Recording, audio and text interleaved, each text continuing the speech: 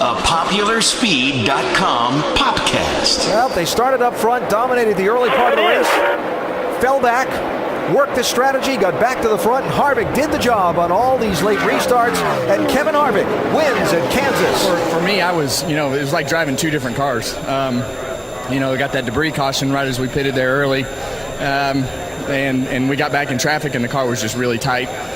And then we got better as the cloud cover came over, and we kind of found that middle line down there in 1 and 2, and they kept me calm. I was starting to get a little bit wound up because I knew we had a really fast car out front, but just a matter of getting there because track position was so important. So it was a good day, and just happy as heck for everybody on this team. I'm Scoop16 on Twitter and Tumblr. My co-host, Dennis Neal of Fox Sports Net and Kentucky Speedway, Speed Snaps on Facebook, Speed_Snaps on Twitter.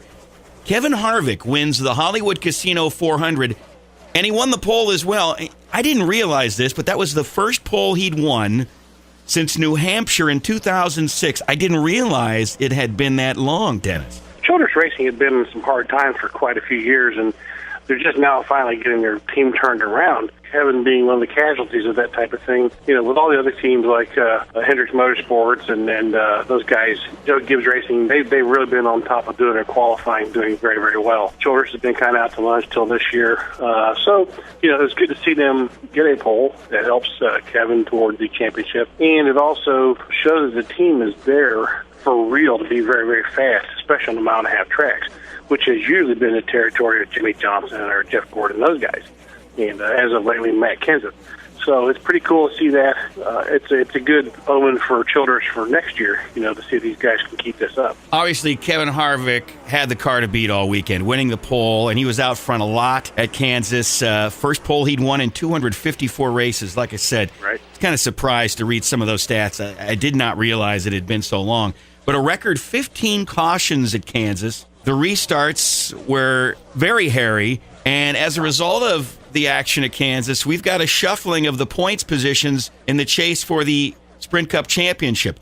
Matt Kenseth is still out front, but he only has a 3-point lead now over Jimmy Johnson. Kevin Harvick is 25 points back. Jeff Gordon, 32 points back. Kyle Busch, with the troubles he had, 35 points back. Trouble! Kyle Busch into the wall. No doubt. Yeah, right. Brian Vickers also involved. Just fine and dandy. That thing's destroyed in front. The third-place driver in the championship starting the day, who started at the back in a backup car at a track that has been his worst statistically in his career.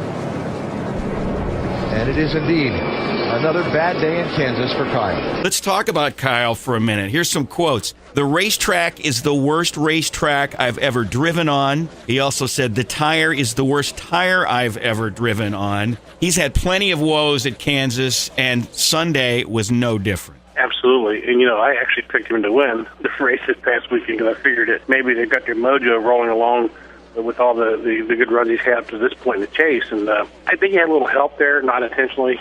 Carl's kind of back in doing there, or drove into him, I should say, in the back end. Carl and Brian, yeah. Yeah, and that's just racing sometimes.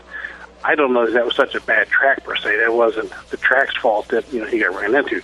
But this is one of the tracks that Kyle Busch absolutely is terrible on, and for whatever reason. I don't know if it's the entry to the turns, the banking, whatever. He just can't get a handle on it. And there's some drivers, maybe the best in the world everywhere else, but they have some tracks that just gives them fits, and this is one of them for Kyle Busch. And again, they wrecked out big.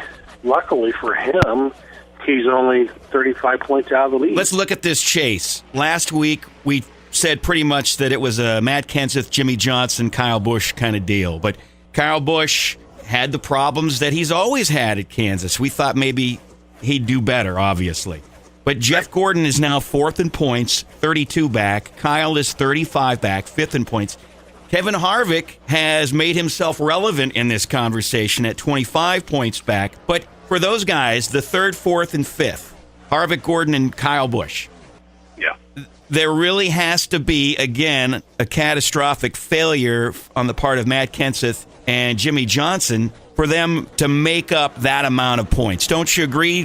Yeah, I think so. I think that We talked about this before. We've talked about it in the past. When they change the point structure to each place is 1 point, if you say you're leading the points and you got a 10-point lead over the guy behind you, you just got to stay within a couple positions of him, and he can't gain or lose much more than a point or two.